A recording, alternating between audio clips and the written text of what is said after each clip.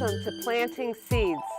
We will be planting seeds of wellness, knowledge, and nurturing. I'm your host, Jill O'Hara, and my mission is to provide you with accurate, up-to-date, and high-quality information that will enhance your life, help you to live a more balanced, healthier, and more joyful life. As an RN and holistic health practitioner, my greatest desire is to help others to reach a place of well-being. Each week we will be presenting special guests who will offer their expertise and help you to live your best life. We want you to heal, grow, and thrive. Welcome to Planting Seeds. I'm your host, Jill O'Hara, and this is the place where you come to heal, grow, and thrive. Today I'm very excited to announce my first guest, Sonia Wooten. Welcome, Sonia. Hi, thank you. Sonia is certified in permaculture, and I'm going to ask her to explain what is permaculture. Well, permaculture is actually not a new concept, but it is a design system for ecological and sustainable living, integrating plants, animals, buildings, people, and the community. Wow, okay, so it's been around for a while. Yes. I see that it's kind of resurging again, though. Yes. It seems that at one point in time, these were designs that were used by very brilliant people who understood the land. Yes. And then we kind of got away from that, and now we're back into permaculture design. Why is permaculture so important? Permaculture is important because it helps the earth. We're really hurting the earth with what we're doing. In permaculture, there's 3 ethics: care for the earth, care for the people, and return the surplus or share the surplus. So basically, if you're caring for the earth, you're caring for the people, and you're returning the surplus. We need to look at what we're doing, and we need to go back and, you know, help the earth heal so that we can heal. Okay, now that sounds like an amazing concept. How do we go about making those things happen, caring for the earth and caring for the people and returning the surplus? How do we do that? How would you describe to me what permaculture will do to help us to accomplish those things? Well, it's very easy, actually. It's a, you know, small things we do when we recycle or reuse something.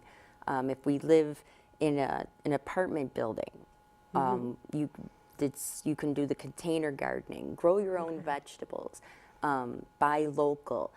It's, you know, how can I use less? Ask yourself, you know, how can I use less? If I buy local, I'm using less energy for all my vegetables to get to me than when I'm buying from an overseas vendor. So it's actually a very easy thing to do, and it's just small things, small steps, one step at a time.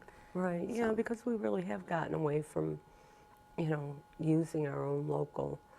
You know, I think back to my grandparents and my great-grandparents, it's what they did. Yes. They purchased their stuff from the local farmer, or they went to the local butcher, and we've gotten so very far away from that.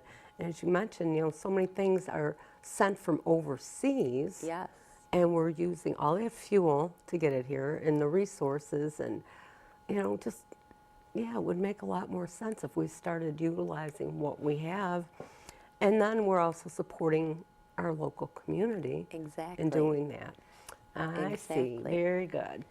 All right. Now, when we're looking at permaculture, do we need to have a farm to do this? Do we need a large space, or how do you recommend? We don't actually. Like I had said, we can, if you have a small patio, container gardening on the patio is one way to grow your vegetables. You can actually grow a lot of vegetables indoors throughout the winter at very low cost. Really? Yes. Personally, I've never done that. I've grown herbs, but I've never grown vegetables indoors in the winter. Yes, actually lettuce is a very popular one. I have actually some in my basement now under some Okay. lights, and you don't really need special things to grow them with. We just have a couple of fluorescent lights, and grow our vegetables and make sure we water them and take care of them, and they do great. That's So, awesome. That is awesome. and there's also indoor hydroponic systems that you could buy to Right. set up, and that'll work also. That will work as well. Although I do know when you look at the permaculture design, because of something you had told me, was that you want to basically plant a food forest. Yes. Is that what you told me? Yes, Okay. we should. Permaculture is part of permaculture is being sustainable. So we want to. We look out and we work with nature. We look at nature and what's growing. There's a lot of food sources in nature that a lot of people don't even know are there. So, Okay. but everything has more than one purpose. So we can grow a berry bush, say blueberries, and we can use the blueberries. The birds are attracted to the blueberries and they eat the bad pests that are in our garden, and it's a circle. And then if we trim our blueberry bushes, that goes into a compost pile, and we compost and put back into our soil. Okay, so we're not wasting either. Right, Okay, no waste. and we're also being friendly to our little creatures around us. Yes. With permaculture, does it require a specific amount of watering? Does that become a problem? The watering, no, we recommend water collection. There is a lot, and there's math involved in everything, but there is a lot of water that comes off the average roof. And if you collect that into barrels, that water is used to water your plants, and that it saves water that we're using in the house. Okay. So- And now when and I'm excited for this because Sonia's going to be helping me out this summer and redoing my yard and start to using permaculture, more so than I have for sure. When you're looking at what you're planting, obviously for me, say I want my vegetable garden and I need an herb garden, I'll take some fruits.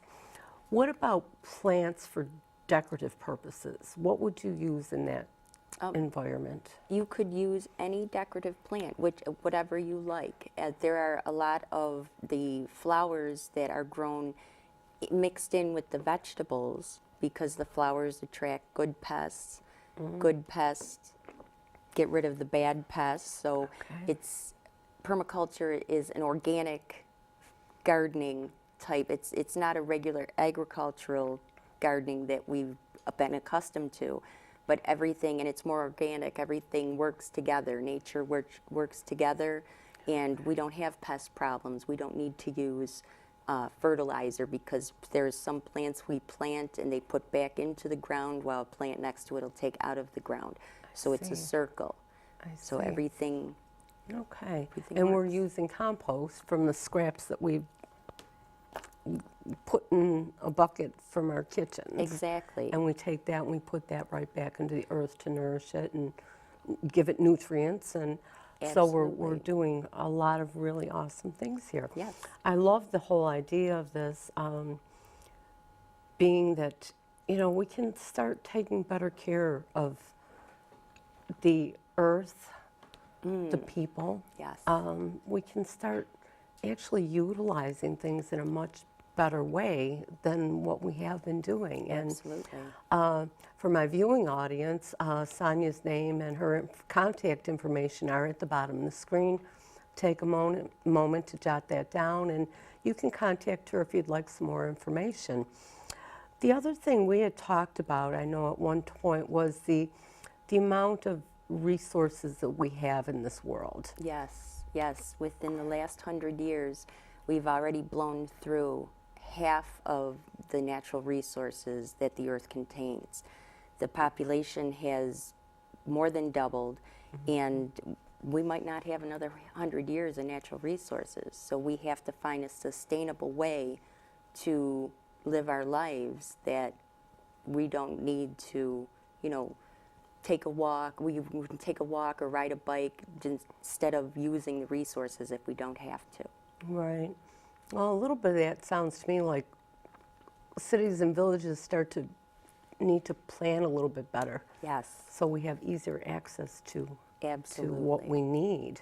Again, I find this absolutely fantastic and amazing, and I hope to see more and more people getting involved in this. I hope so too. And I love the fact that we're looking more at organic products, that we're not using pesticides and nasty chemicals with, because Yes.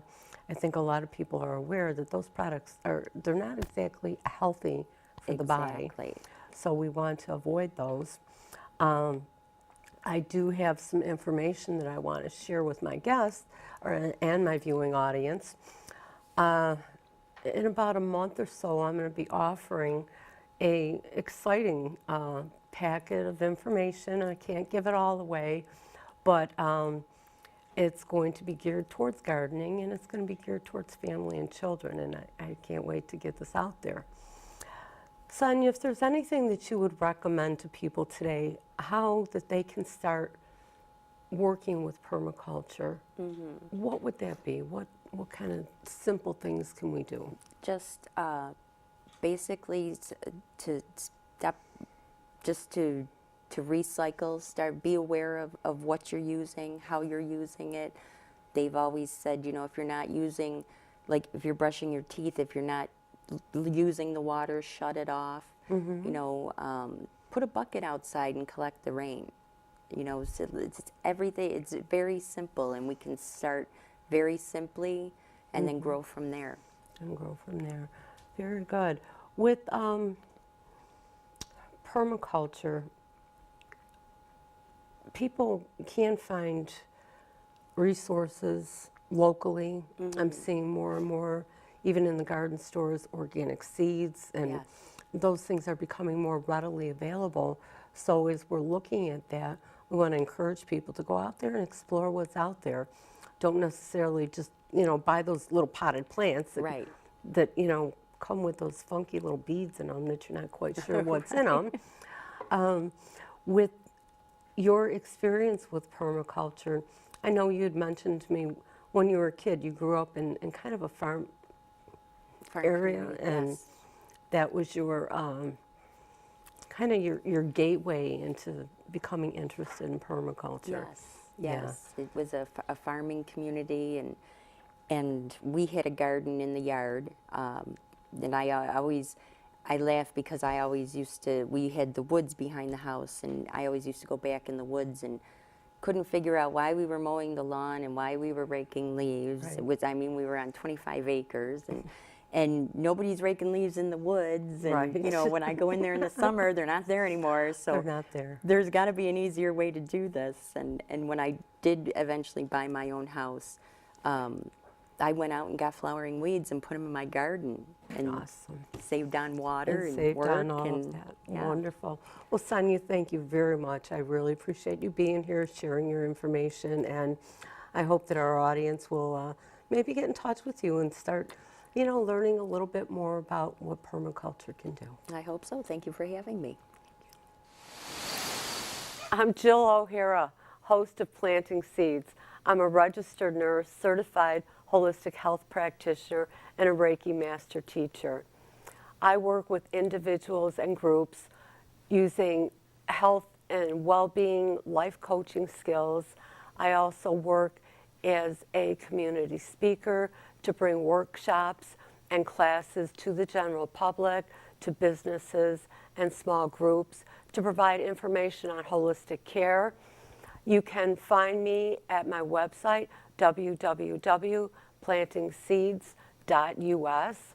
You can find information on there about holistic care, herbal medication, supplements, essential oils, and there's also listings for online education that you can take at your convenience. I look forward to making contact with you in the future. Thank you. Welcome back to Planting Seeds. For the second half of our show, my guest is Kelly Cardis. She is a licensed massage therapist, and she works out of Body Essential Wellness.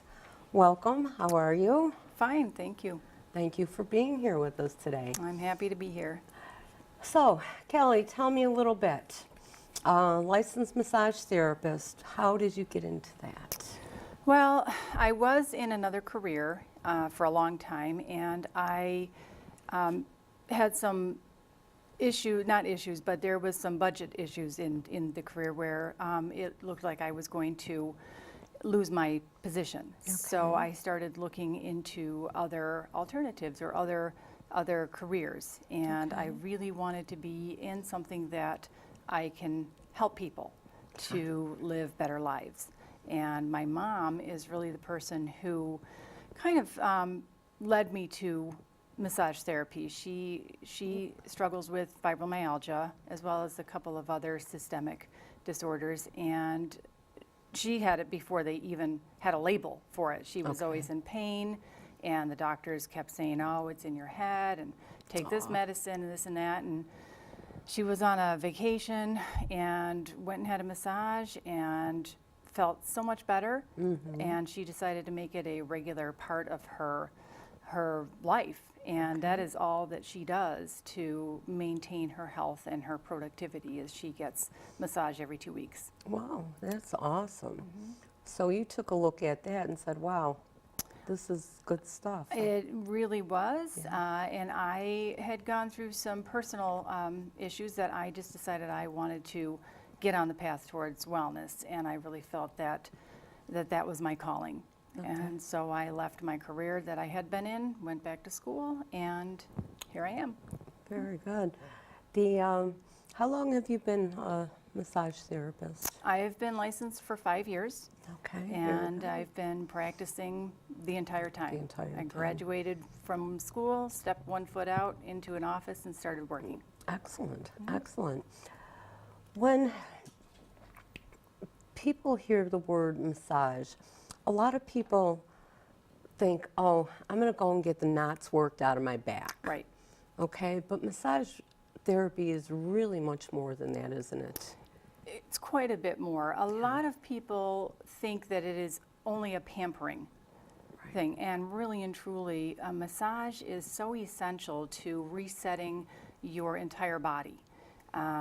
Massage is more and more being recognized by the medical community as a complementary addition to traditional medicine, as a means of promoting wellness. People who get regular massages, they sleep better, their muscles relax better, they think better, they perform better, and there's just so many different avenues in the profession of massage that people can take, and I've chosen the avenue of promoting wellness through helping people who have chronic pain disorders, and And you things like find that. your clients are getting a lot of relief from the work that you do with them. Well, they keep coming back to me. They keep so coming back. That's a good thing. That's a That's a good thing. very good thing. When you're using your technique, can you tell me what it is that you're doing with the muscles? Because you're not just rubbing randomly. No, and there's a lot of different techniques that can be used. You know, there's deep tissue, there's light tissue, there's lymphatic drainage, which is something I'm interested in. I'm getting certified in that this summer, and that's a whole other avenue. But there's also just relaxation massage, which everybody can benefit from that. Right. There's trigger point massage, there's myofascial techniques, myofascial release. There's a lot. There's a lot involved, yeah. I just wanted to make sure we made that clear to the audience because, again, sometimes, as you said, people think, oh, you're just getting pampered, but Right. the reality is massage therapy has so many benefits to it. Right. And for, so many different issues and disorders and what have you.